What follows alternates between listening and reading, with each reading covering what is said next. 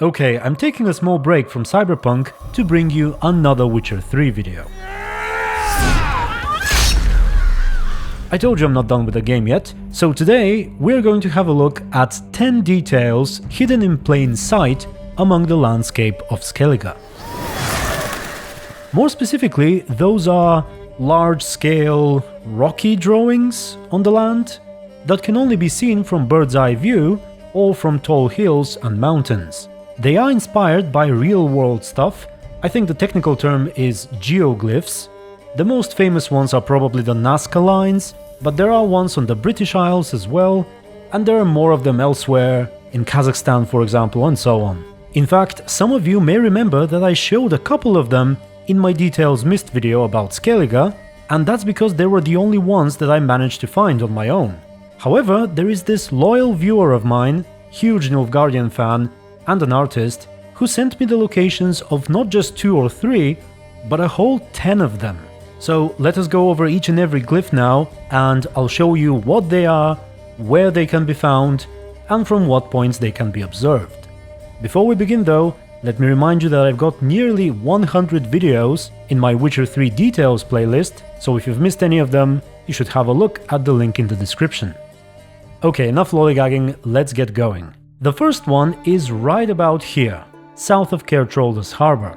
Generally, you can notice the rocky texture on the ground when you are near one of these glyphs, and if you have the means to zoom out with NVIDIA's Ansel or the right mod, you can see that it forms shape. In this case, it's a horse, and not just any horse, but the same Kelpie sign that we saw in the caves with Kira Metz, which represents Ciri's horse from the books actually. Drawing of a horse. Clue for Ciri, must be. And by regular means, the glyph can be observed from the hills over here.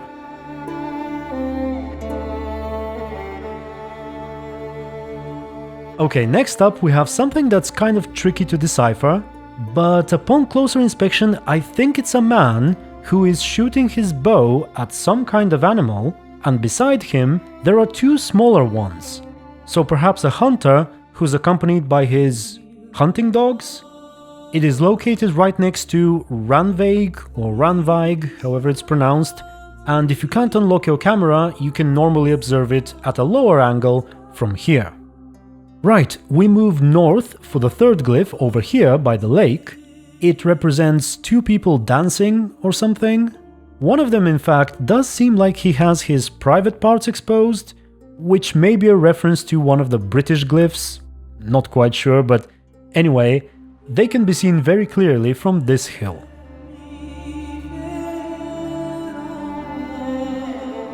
Now for the fourth one, we go north towards Madman Lugos's lands. Just out of curiosity, why do they call you Madman?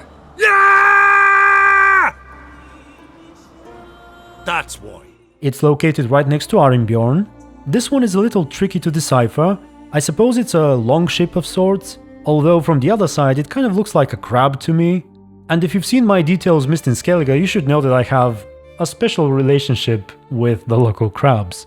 Anyway, the next one is possibly my favorite. It can easily be observed from this burning pyre over here, and it represents a person hunting deer, specifically a male and female deer. And it's overall the biggest and most elaborate geoglyph, as far as I can tell. Oh, and it's located over here, to the south of Boxholm. Now for the following couple of glyphs, we go to Hindersfjall. You know, where Yennefer's quest takes place? The first one is on a hill just west of Lofoten. It seems to be a male deer once again, and it can be observed naturally from the nearby hills. The second one, which is a deer once again, but this time being hunted by a man, can be spotted right on this little detour, I suppose, on the main road to the south of Larvik. It is one of the more tricky ones to spot, I think, due to the various trees and shadows they cast on the terrain, but it's definitely there. Okay, that was the 7th, I think. Now for the 8th and 9th, we move over to Speakerog. That is the place where Ceres' quest with Odolrik and the Heim takes place. Talking about that story with Yennefer? Long time ago, that. In fact, that was before Croc met the woman who'd be your mother. But you and Yennefer had already met? Things were never cut and dried with Yen. What is it about her? What is it that draws you? Dunno. Maybe, it's 'cause I've never chosen comfort and ease, the calm and the quiet. I gotta thank the Nilfgaardian lady once again for not only providing the locations, but also the perfect spot to observe both of them. So we have to go over here where the roads converge and climb up. Quite the view opens towards the ocean, but in order to see the glyphs you have to look back. To the left there is another longship,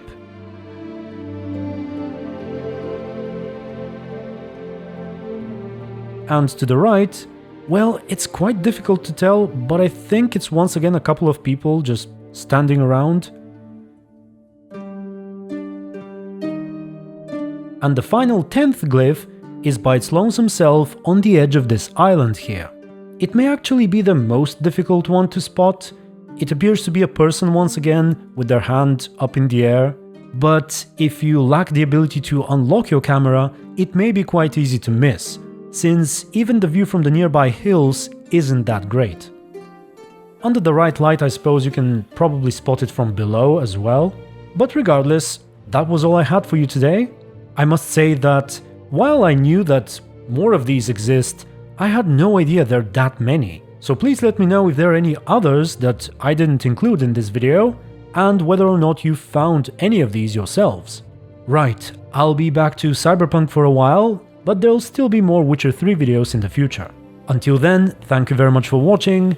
Special thanks to my supporters on Patreon and YouTube members, especially the one who literally helped me make this video. And okay, I'm not exactly sure when this video will go live. I hope it's not later than the 25th, because I do wish to wish all of you happy holidays. This year has not exactly been the best for many of us, but for me, honestly, it wasn't that bad.